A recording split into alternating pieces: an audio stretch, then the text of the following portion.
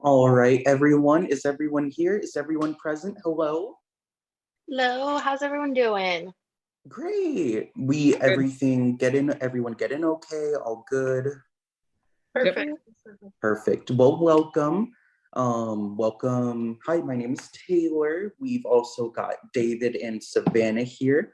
And then Kate, do you want to introduce yourself for just a brief second before we get into everything today?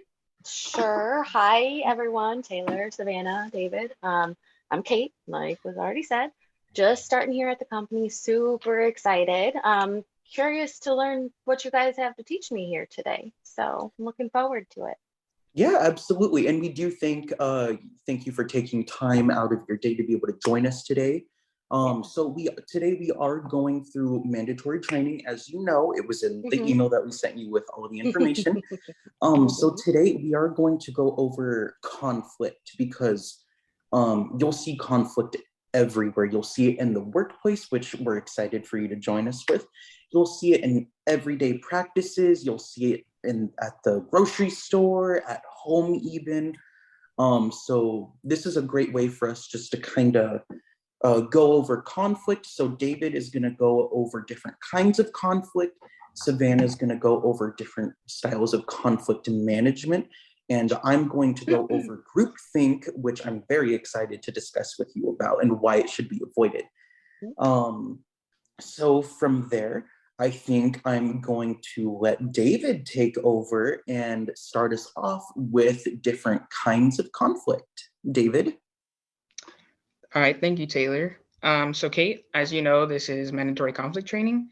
So I'm Hmm. going to explain some conflicts types so you can better identify them in the workplace. Okay. So in the textbook, Communicating in Small Groups, we have three types of conflicts which are mentioned. The first Okay. is the pseudo conflict, which is when group members agree on a solution, but due to poor communication, they misunderstand each other. Okay. So let's say we all decided to hire you because obviously that's why you're here. Hmm. But let's say Savannah wasn't paying attention during the meeting and thinks she thought we said fire you. We all agreed to hire you, but due to Savannah not listening to the group, she got the wrong idea that we wanted to fire you, which wasn't the case because obviously you're here, we want to hire you. Right. So the next type of conflict you're going to encounter is the simple conflict.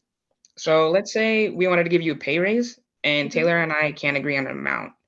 Taylor wants to pay you more than I do, but um, it's just maybe a dollar, $2 more. I side with Um, Taylor.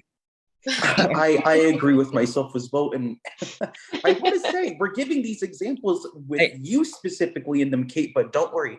You're already with us. You're not going anywhere for now at least. Okay. yeah. So don't worry. This is all examples. You're gonna get paid Hmm. either way. Okay, good. Okay. So that would be the simple conflict, and it's a simple conflict because we both understand we want to give you a raise, but we just have a different opinion on the amount type. Okay. So the last type of conflict is the ego conflict, which honestly happens a lot in the workplace. And you're obviously gonna dabble into this as we're hiring you for this position. So the ego conflict is a little challenging because it's when people don't believe they're wrong. Each person has their side that they think is right, and someone will stand by that, which will lead to no solution. So really, like, let's say that Savannah and I are hold on. Okay, so You're all good. each person thinks their side is the right side and will stand by that, Mhm. leading to a solution not being made. Yeah, I've So seen a few of if those. I think I'm right and you think you're right, we're not going to come to a solution and we're just going to be bantering all day. All right, so now that we covered the types of conflict, Savannah and I are going to act out a conflict, and then we want you, Kate, to be able to identify that type of conflict. Does that sound good? Sure, yeah. All right, so my type of coffee that I like is Starbucks. It's really my favorite type of coffee. What about you, Savannah? What's your favorite type of coffee? I like Dutch Bros. Dutch Bros is better, way better. Dutch Bros. Why do you even like Dutch Bros? They have so many more flavors, and the people are actually nice to you. They talk to you all the time. Well, I'm going to stay with my Starbucks, and you can stay with your Dutch Bros. Plus, Dutch gives you stickers. Look how cool my water bottle looks. And this one's glow in the dark. That's all I That got. is a pretty good incentive, I might add. Mm-hmm. Mm-hmm. Point made. All right, so Kate, I'm going to give you about 15 seconds. We're just going to let you think about the type of conflict that you think we just acted out there. So to reiterate, we have pseudo, simple, and ego. So whenever you're ready for your answer, just let us know what you think it could be. Okay, sure.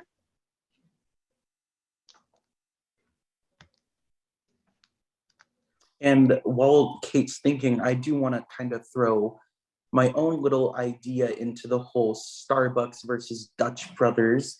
And I think both of you are wrong, and that Joffrey's coffee is the best that there is.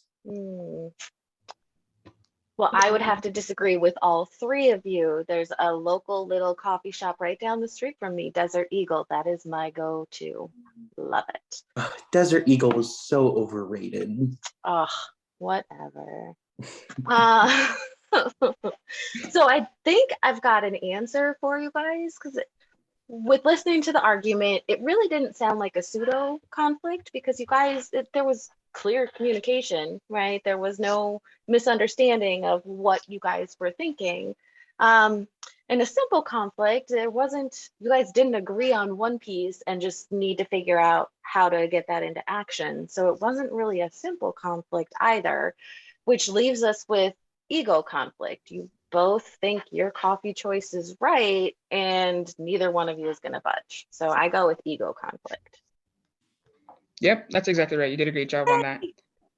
So just to reiterate, now that we covered the types of conflict, they're going to be pseudo, simple, and ego. And now Savannah will explain the conflict management styles so you can get past these conflict types. All right. Hi, Kate. Now Hi, that Savannah, like Dale said, we're going to be talking about conflict management styles today. Now, in the book, there are 5, but Kilman and Thomas' classic approach to conflict are based on 2 factors: how concerned you are for others and how concerned you are for yourself. So for today, we're going to be talking about the 3 main ones we all believe that are better for the workplace. So for the first one, we're going to talk about accommodation. Accommodation is a style attempting conflict to go away by acceding to others' wishes, indicating you're being reasonable and want to help them. Our second one is compromising, a style attempting to find middle ground where all concerns are met and accounted for, maintaining balance of power within the group. And then the last one is collaborating, a style of having concern for yourself and others, focused on describing problems without being judged or evaluated. Now, I do want to say that conflict is inevitable and it is going to happen within the workplace with anybody that you work with, but it is okay. It just depends on how you decide to approach the situation that matters. Now, for the next part for our activity, I'm going to be giving a few scenarios, and I want you to take 20 to 30 seconds after each one, and then at the end, you can decide which one do you think it is. Okay. Sounds good? Great. Okay. So for our first one, an electrical crew and plumbing crew are working alongside at a job site together while having room for each other. However, they're working in different places, but have a deadline to meet. You can take time, think about it, and then let me know what it is. And the 3 types that we're looking at are accommodation, compromise, and collaborate, right? Yes. Okay, perfect. Thank you. And then our next one, it's going to be a workplace meeting is made to be at the workplace. However, an employee cannot make it to work, so a virtual meeting was due. And then for our last one, 2 employees from the same workplace are supposed to meet halfway for talking about work at a local coffee shop. Okay. So whenever you're ready, you can go over the definition, whichever one you think goes with the one. Yeah, I know we just gave you 3 different kinds, so maybe just take like 30, 40, maybe even a minute just to think about it. Yeah.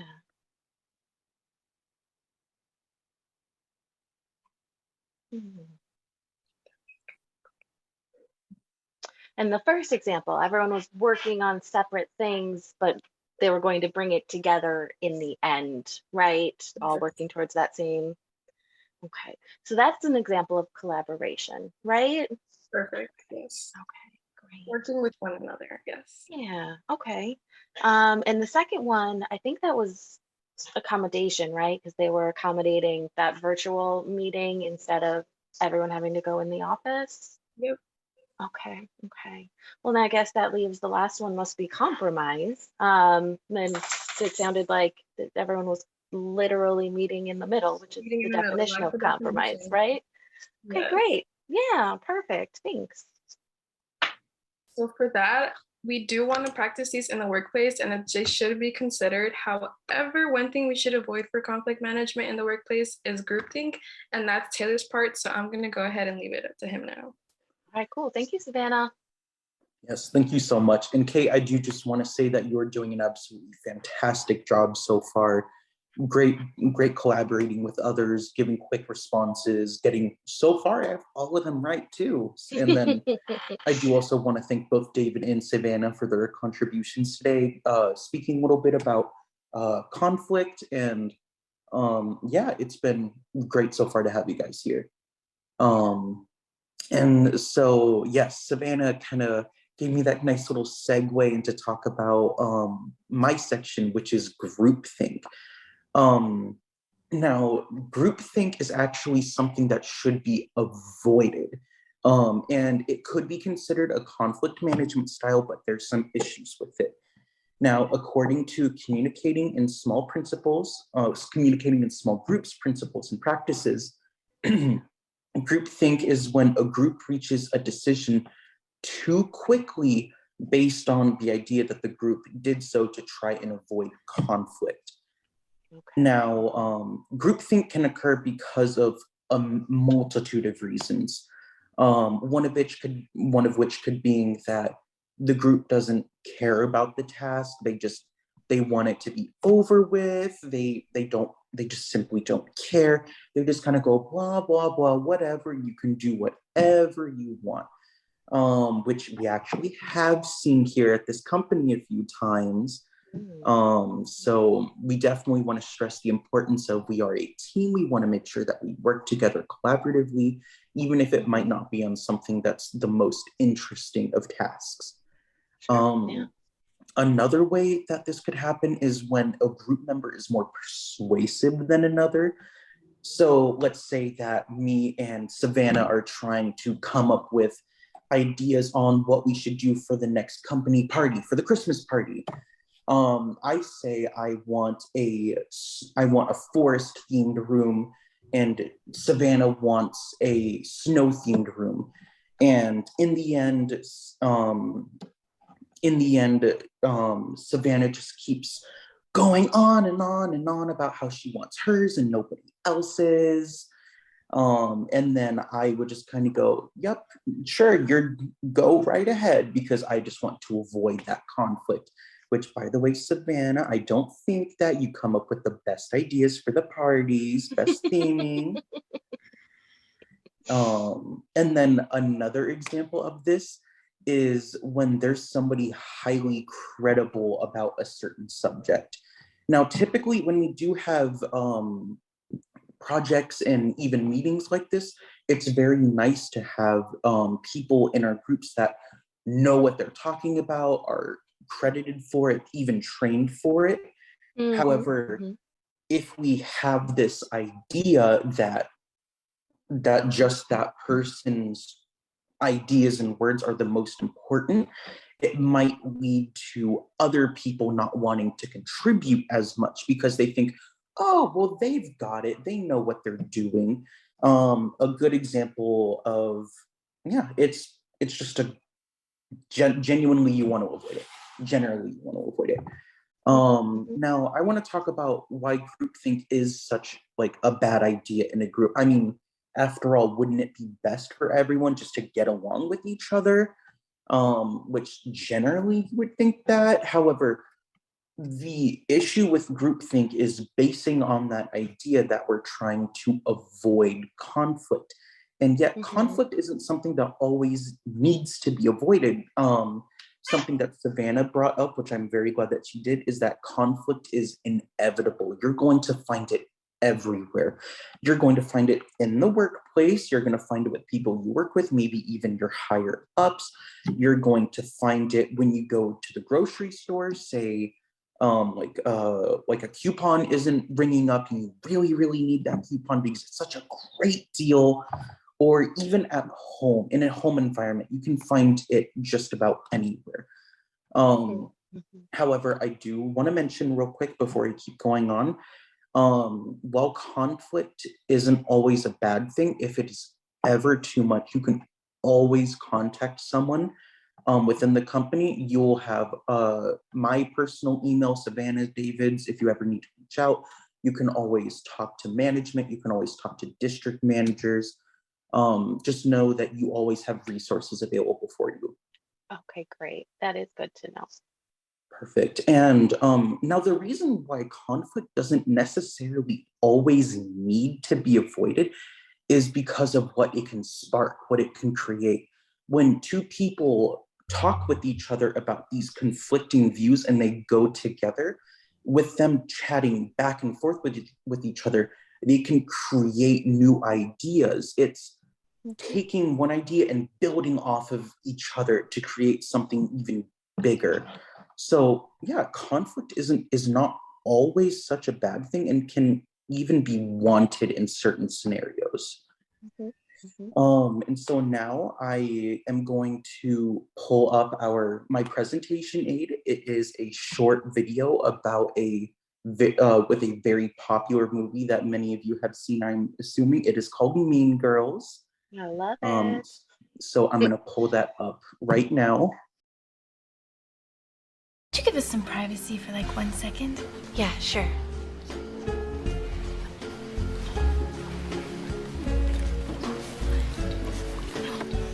Okay, you should just know that we don't do this a lot, so this is like a really huge deal. We want to invite you to have lunch with us every day for the rest of the week. Oh, it's okay. Coolness. So we'll see you tomorrow. On Wednesdays, we wear pink. Having lunch with the plastics was like leaving the actual world and entering Girl World. And Girl World had a lot of rules. You can't wear a tank top 2 days in a row, and you can only wear your hair in a ponytail once a week. So I guess you pick today. Oh, and we only wear jeans or track pants on Fridays. Now, if you break any of these rules, you can't sit with us at lunch. Well, I mean, not just you, like any of us. Okay, like if I was wearing jeans today, I would be sitting over there with the art freaks. Oh, and we always vote before we ask someone to eat lunch with us because you have to be considerate of the rest of the group. Well, I mean, you wouldn't buy a skirt without asking your friends first if it looks good on you. I wouldn't? Right. Oh, and it's the same with guys. Like, you may think you like someone, but you could be wrong. I think I'm joining the mathletes. No. You cannot do that. That is social suicide. Damn, you are so lucky you have us to guide you. So that little video that we just saw, it showed Katie, the brand new girl in school, walking around, and she meets up with these very popular girls of the school.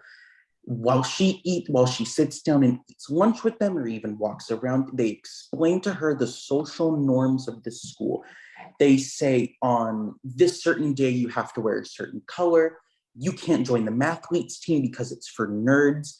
And Katie, because she's so new and she's so afraid, she just goes along with it. She's afraid to combat them.